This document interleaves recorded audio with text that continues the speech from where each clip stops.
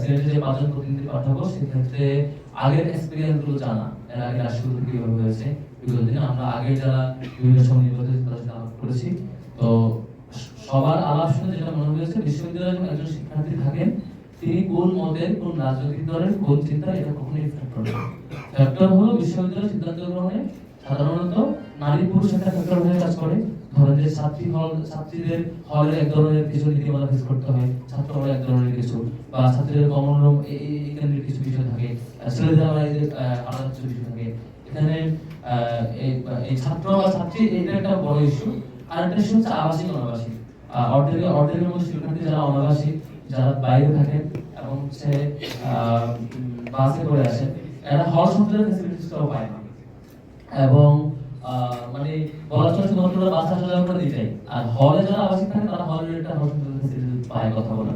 তো এই জন্য আমরা বিবেচনায় রেখে আবার যেহেতু 5 জনের একটা লিমিটেশন আছে, 5 জন সংখ্যক প্রতিনিধি আমরা পাঠাতে পারবো, সেখানে টপ 3 অর্থ থাকছেন বিপিজিএস এরিয়াস, তাহলে আমার সিলেকশন করার 2 জন মাত্র অপশন। সেটা আমরা কিভাবে করতে পারি? তো সেখানে আমরা আলাপে যেটা আসছে বা একমত হয়েছে সেটা হচ্ছে, যেহেতু সেক্রেটারিয়েট বডি আছে অর্ধেক, বাকি অর্ধেক হলো জেনারেল মেম্বার, তাহলে আমরা জেনারেল মেম্বার থেকে একজন নিব, সেক্রেটারিয়েট বডি থেকে একজন নিব।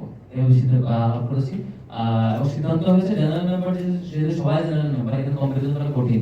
তো যিনি বেশি ভোট পেয়েছেন, সবচেয়ে বেশি সর্বাধিক, তাকে আমরা সিনেটে প্রতিনিধি হিসেবে পাঠাচ্ছি, তিনি হচ্ছে সাইফুল তাওয়ানা।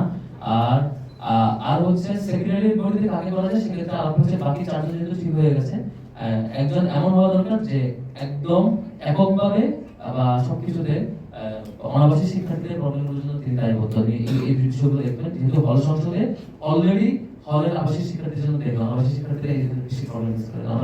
আমরা সকল অনাবাসী শিক্ষার্থী বাস করে তাদের সাথে বসে ওনাদের প্রত্যাশা জায়গায় আসলে সরকারের তাদের প্রতিনিধি থাকে।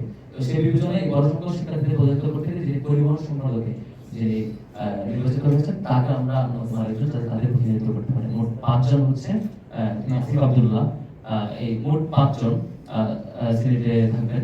বিপিজিএস এজিএস আর হচ্ছে পরিবহনে যে নির্বাচিত হয়েছে নাসিব আব্দুল্লাহ, জেনারেল মেম্বার যিনি সর্বোচ্চ ভোট পেয়েছেন এই 5 জন হচ্ছে সিলেটে। আমি আশা করি সবাই ক্লিয়ার করতে পেরেছি।